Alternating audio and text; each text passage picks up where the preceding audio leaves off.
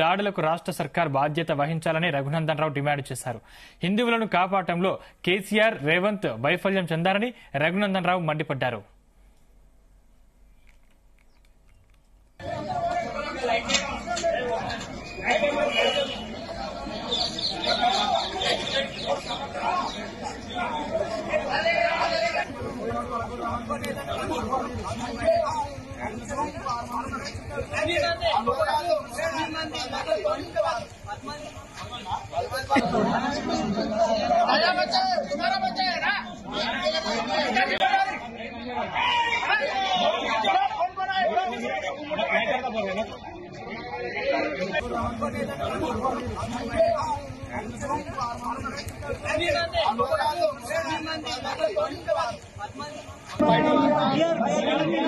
జిన్నారంలోని శివాలయంలోని శివుడి విగ్రహాన్ని ఒక వర్గానికి చెందిన వారు కూల్చేయడంతో ఉద్రిక్తతలు తలెత్తాయి. ఈ ఘటన గురించి తెలిసి వెంటనే మెదక్ ఎంపీ రఘునందన్ రావు జిన్నారం బయలుదేరారు. హిందువులపై దాడులకు రాష్ట్ర సర్కార్ బాధ్యత వహించాలని రఘునందన్ రావు డిమాండ్ చేశారు. రైట్, ఇక ఇదే అంశానికి సంబంధించిన మరిన్ని డీటెయిల్స్ మా క్రైమ్ బ్యూరో చీఫ్ రవితేజ అందిస్తారు. రవితేజ, సంగారెడ్డి జిల్లా జిన్నారం గ్రామంలోనే శివాలయం టెంపుల్ ని ఇటీవలే గ్రామస్తులందరూ కలిసి ఆ టెంపుల్ ని డెవలప్ చేసి అక్కడ పెద్ద టెంపుల్ గా మార్చాలని నూతనంగా ఇటీవలే ఆ టెంపుల్ ని అక్కడ ఏర్పాటు చేసుకుని తాత్కాలికంగా ఒక శివుడి విగ్రహాన్ని ఏర్పాటు చేయడం జరిగింది. ఈ రోజు మధ్యాహ్నం సమయంలో కొంతమంది గుర్తు తెలియని దుండగులు ఆ శివుడి విగ్రహం దగ్గరకు వచ్చి కాళ్లతో తన్నుతూ వీళ్ళు ఇష్టానుసారంగా ఆ విగ్రహాన్ని అంతా కూడా పగలగొట్టి ఎక్కడికక్కడ ఆ శివుడి విగ్రహాలు పార్ట్స్ అన్ని కూడా ఆ చెల్లా చెదులుగా ఆ టెంపుల్ వెనక భాగంలో ముందు భాగంలో పడవేయడంతో అక్కడ ఉన్నటువంటి కొంతమంది హిందువులు ప్రత్యక్షంగా ఈ దుండగులు ఇటువైపుగా ఎందుకు వెళ్తున్నారు, వీళ్ళకి ఏం పని ఉంది అని వెళ్లి చూసేసరికి అక్కడ శివుడి విగ్రహం పూర్తి స్థాయిలో ధ్వంసమై ఉండడము, ధ్వంసమైనటువంటి ఆ పెచ్చులు ముక్కలన్నీ కూడా వేరే ప్రాంతంలో పడి ఉండడంతో ఒక్కసారిగా ఆవేశానికి లోనై ఈ దుండగులు అక్కడి నుంచి పారిపోతూ ఉండగా ఆ గ్రామస్తులంతా కూడా వెళ్లి వారిని అడ్డుకొని మీరు ఏ ప్రాంతానికి చెందిన వారు, ఎందుకు ఈ ఆలయానికి వచ్చారు, ఎవరు ఈ దాడి చేయమని చెప్పారు అంటూ కోరడంతో పక్కనే ఉన్నటువంటి మదర్సాకి చెందినటువంటి యువకులు మేము ఇక్కడ శిక్షణ పొందడానికి వచ్చాము, ఇక్కడ చదువుకుంటున్నామంటూ కూడా సమాధానం ఇచ్చి ఈ యువకులతో మాట్లాడుతున్నటువంటి క్రమంలోనే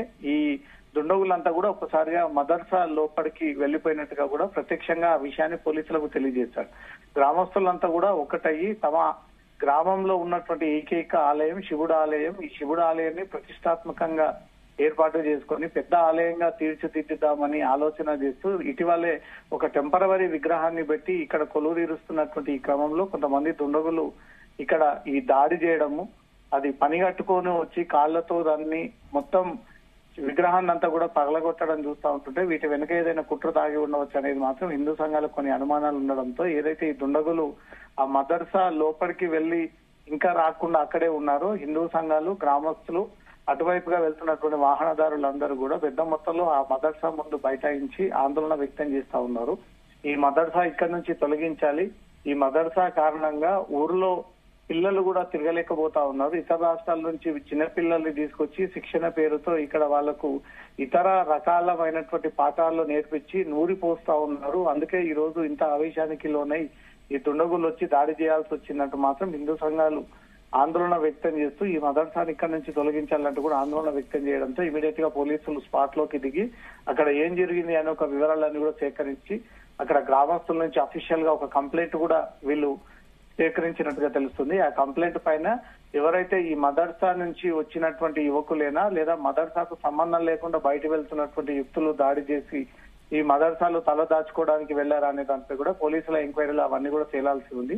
ఈ టెంపుల్ పై దాడి చేసి శివుడి విగ్రహాన్ని పగలగొట్టి ఆ దుండగులంతా కూడా మదర్సా లోపలికి వెళ్లి ఇంకా రాకపోవడంపై మాత్రం ఈ మదర్సాకి చెందినటువంటి వారే ఉసిగొల్పి రెచ్చగొట్టి ఈ ఆలయం పైకి పంపించి దాడి చేసి ఉండవచ్చు అనేది మాత్రం కొన్ని అనుమానాలు వ్యక్తం చేస్తూ హిందూ సంఘాలు ఇంకా ఆందోళన కొనసాగుతా ఉన్నాయి. స్థానికంగా ఉన్నటువంటి Medak MP, BJP MP Raghunandan Rao మరి కాసేపట్లో ఘటన స్థలానికి చేరుకున్నట్టుగా కూడా హిందూ సంఘాలు చెప్తా ఉన్నాయి.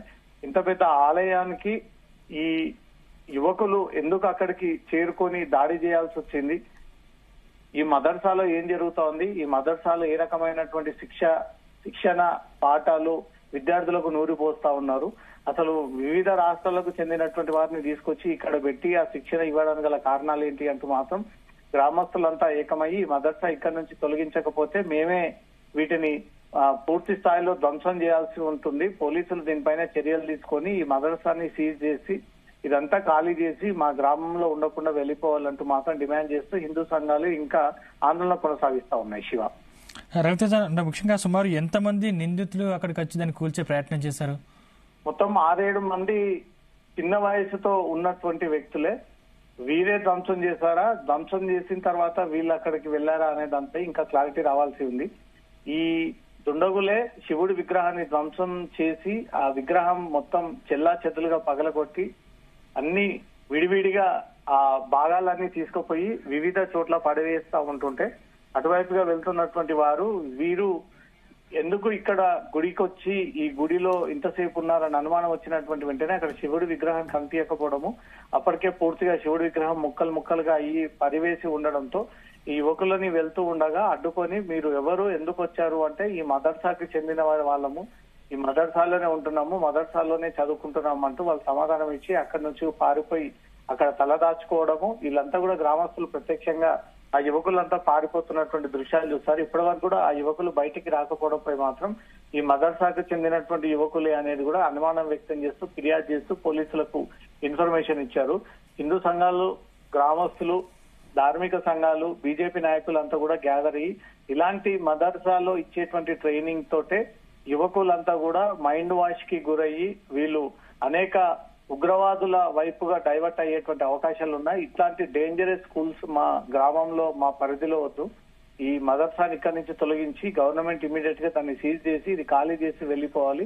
దీనిపైన ప్రభుత్వం గానీ అధికారులు గానీ స్పందించకపోతే మేమే ధ్వంసం చేసి ఈ మదర్సాని ఇక్కడి నుంచి పూర్తి స్థాయిలో తొలగిస్తామంటూ ఆందోళన చేస్తా ఉన్నారు. ఇది మతపరమైనటువంటి ఘర్షణకు దారితీసేటువంటి అవకాశం ఉంది కాబట్టి పోలీసులు ఏదైనా చట్టపరంగా వ్యవహరించాలి. మీకేమైనా ఫిర్యాదులు ఉంటే, అనుమానాలు ఉంటే రెవెన్యూ, మున్సిపల్ అధికారులకు, పోలీసులకు ఫిర్యాదు చేయండి. దానిపైన మేము ఎంక్వైరీ చేస్తాము.